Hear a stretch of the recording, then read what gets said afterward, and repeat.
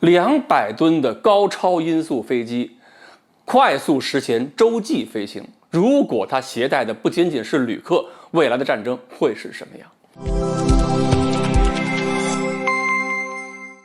各位网友，大家好，我是刘小飞。北京理工大学呢，最近有一篇这个报告也出来了。这个报告呢，只是一种理论的研究嘛，但这个理论研究出的结果，给人感觉有点瘆人呢。因为这个报告做出了一系列的构想，暗示着中国可能要研制一种大型的高超音速飞机。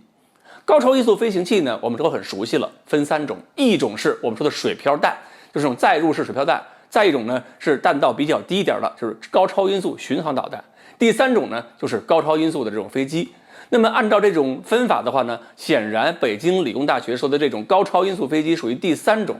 只不过它的设计规模比原来我们看到的很多模型要小的大的很多呀。它要考虑是什么？最初要实现10个人规模的这么一种小型客机式的东西，那么可以从这个大气层内普通机场起飞，起飞之后爬升，然后呢利用发动机强大的推力，逐渐的加速爬升，进入到高超音速巡航阶段，然后到达目标上空再减速降落。根据他们的预想呢，在研制段时间可以从10个人规模，可以把这个运输量扩展到100人规模。那100人规模什么概念？你相当是把一架支线客机变成高超音速的了。那么每天你上下班从北京到纽约一个往返，很轻松的事儿了。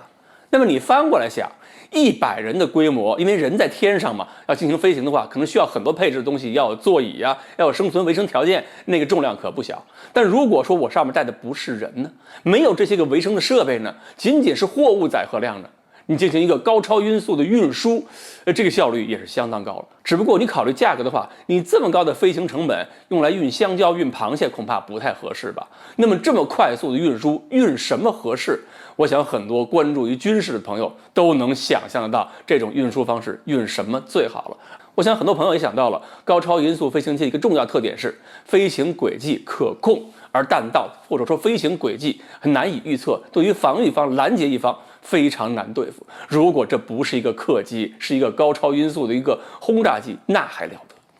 至于说我们能不能够把这个东西做出来，能不能够变成一个有这么上百吨飞行重量的飞行器，我们可以看一看前段时间我们提过的一件事儿，就是宽域飞行器。当然那只是一个缩比的模型，小模型。那个模型呢是从气球上投下来，是0速度开始加速，然后随着重力加速度不断提高速度之后，发动机一开启，把速度带起来，实现了高超音速飞行。如果0速度下可以启动并且进入高超的话，那么说明我们的发动机技术应该取得了重要的突破，不需要火箭就可以把我们的飞行器带入到这种状态了。那么方法有哪些呢？比如说有没有可能是出现了我们的变循环发动机，就是在大气层内低速飞行的时候是一种飞行状态，进入高速的情况，这循环方式就改变了。变循环发动机美国人以前搞过，新一代战斗机呢他们也想搞，只不过当年美国人搞的是为了满足3马赫飞行需要的。现在从中国的研究成果来讲，可能我们应该能够实现从静止起飞到更高的5马赫以上的变循环使用。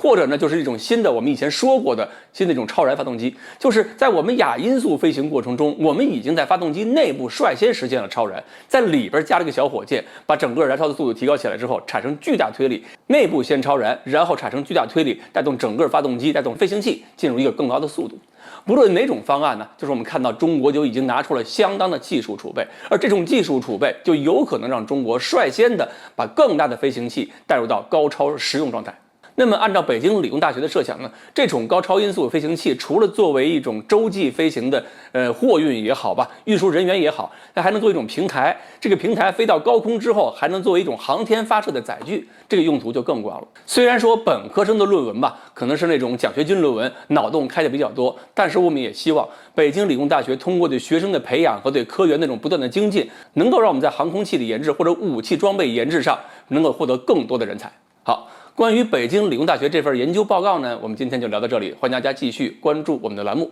我们下期再见。